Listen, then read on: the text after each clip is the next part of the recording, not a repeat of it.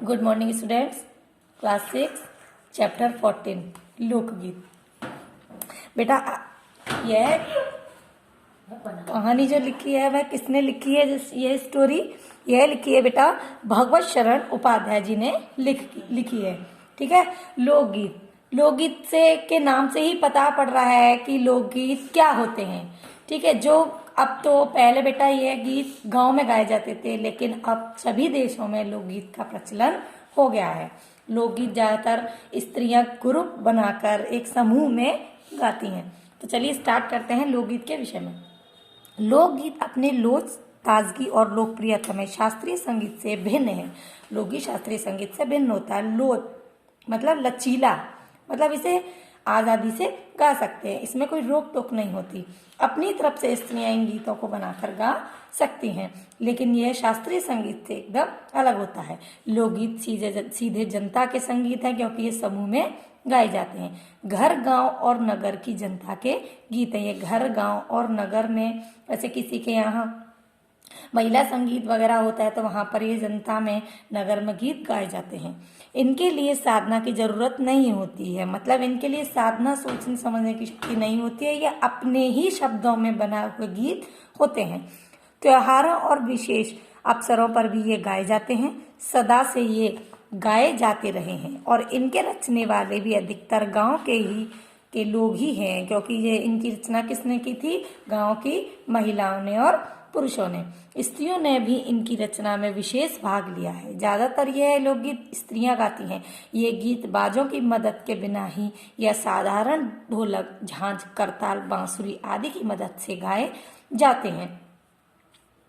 गीतों की मतलब यह बिना बाजों के भी गाए जाते हैं। एक समय था जब स्त्रियां संगीत के सामने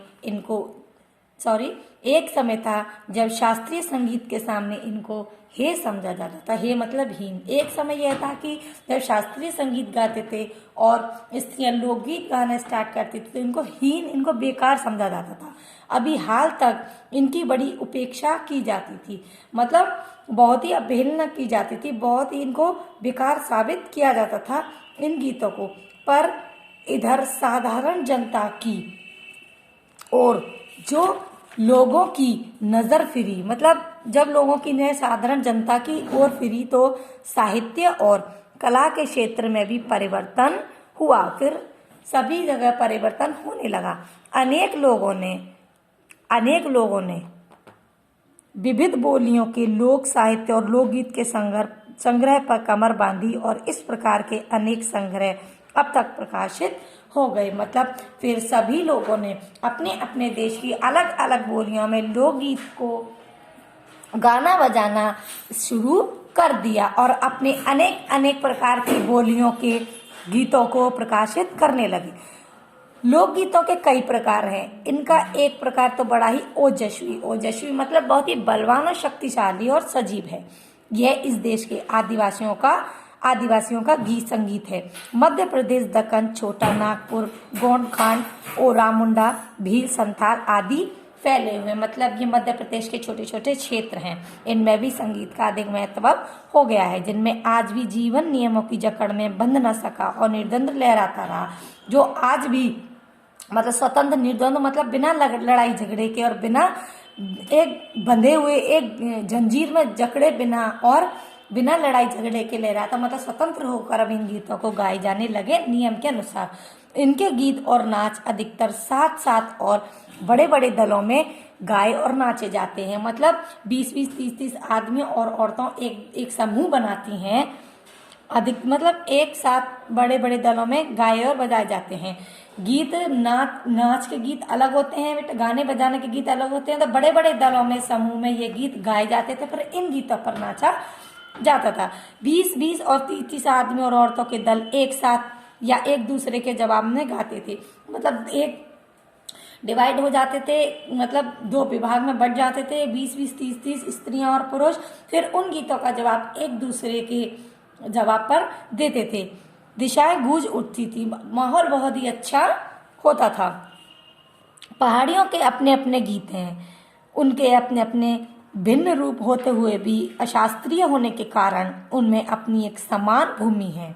गढ़वाल, किन्नौर, कांगड़ा आदि के अपने अपने गीत और उन्हें गाने की अपनी अलग अलग विधियां होती हैं। मतलब कि जो देश होते हैं उनकी अलग अलग बोलियां होती हैं और उन्हीं बोलियों में अपने अपने तरीके से अनेक विधियां अपनाते हैं। उनका अलग नाम ही पहाड़ी पड़ गया। मतलब उनका ये पहाड़ी गीत अलग होते हैं। वास्तविक लोकगीत देश के गांव और देहातों में है। इनका संबंध देहात की जनता से है। बड़ी जान होती है इनमें। चैता, कजरी, बारहमासा, सावन आदि। जहाँ तक कजरी तो अपने देश में भी सावन में गाए जाने वाला एक प्रसिद्ध गीत है।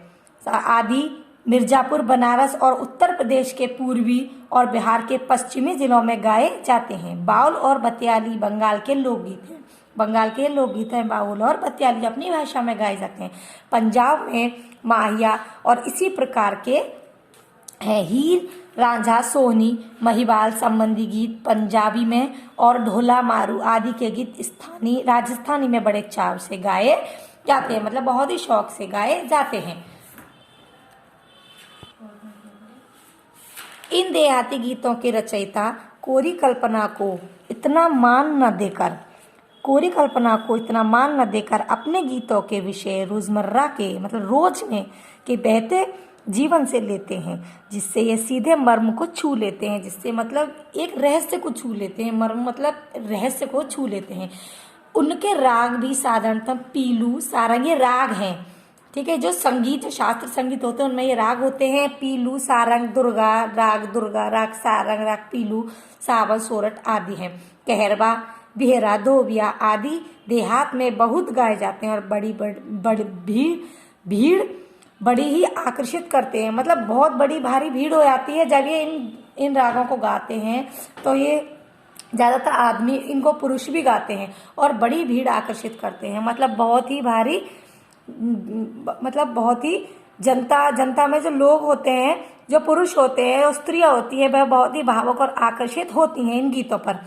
इनकी भाषा के संबंध में कहा जा चुका है कि ये सभी लोक गीत गांव और इलाकों की बोलियों में गाए जाते हैं। अलग अलग अपने अपने तरीके से गाए जाते हैं। इसी कारण ये बड़े आहत देकर और आनंददायक होते हैं। राग तो इन गीतों के आकर्षित होते ही हैं। इनकी समझी जा सकने वाली भाषा भी इनकी सफलता का कारण होते हैं, क्योंकि ये भाषा केवल इन गीतों की भाषा वही समझ सकते हैं वह जिस देश में, जिस क्षेत्र में रह रहे हो। भोजपुरी में करीब 30-40 वर्षों से विदेशिया का प्रचार हुआ है। विदेशिया भी एक गीत है। गाने वालों के अनेक समूह इन्हें गाते हुए देहात में फिरते हैं। उधर के जिलों में विशेषकर बिहार में विदेशिया से बढ़कर दूसरे गाने लोकप्रिय नहीं हैं। इन गीतों में अधिकतर रसिक प्रियों और प्रियाओं की बात करते हैं। परदेसी मतलब एक प्रेम प्रसंग के गीत गाए जाते हैं। परदेसी प्रेमी की और इनसे करुणा अभिनय का रस बरसता है। जो विदेशिया जो गीत होता है, इसमें प्रेम प्रसंगों, दो प्रेमिकाओं के बीच के गीत गाए जाते हैं। इनमें जंगल की जातियों आदि के भी दल गीत होते हैं। जो अधिकतर मतलब जो आदिवासी होते हैं उनके भी दूसरे बोली में गीत होते हैं, जो अधिकतर बिरहा आदि में गाए जाते हैं। पुरुष एक ओर और स्त्रियां दूसरी ओर एक दूसरे के जवाब के रूप में दल बांध कर गाते हैं। दोनों एक दूसरे की साइड बैठ जाते हैं। पहली बार में एक दल गाता है, दूसरी बार में जवाब देते हुए दूसरा दल गाता है और दिशाएं गुंजा देता है। माहौल बहुत ही आकर्षित होता है। पर इधर कुछ काल से इस प्रकार के दलीय गायन का हास्य हुआ है। एक दूसरे प्रकार के बड़े लोकगीत गाने आल्हा के हैं, जो आला बोलते हैं, जिसे अधिकतर ये बुंदेली में गाए जाते हैं। आरंभ तो इनका चंदेल राजाओं के राज कवि जगनिक से माना जाता है, जिसने आल्हा उदल की वीरता का अपने महाकाव्य में बखान किया। पर निश्चय ही उसके छंद को लेकर जनबोली में उसके विषय को दूसरी देहाती कवियों ने भी समय समय पर अपने गीतों में उतारा और ये गीत हमारे गांव में आज भी बहुत प्रेम से गाए जाते हैं। इन्हें गाने वाले गांव ढोलक लिए गाते फिरते हैं।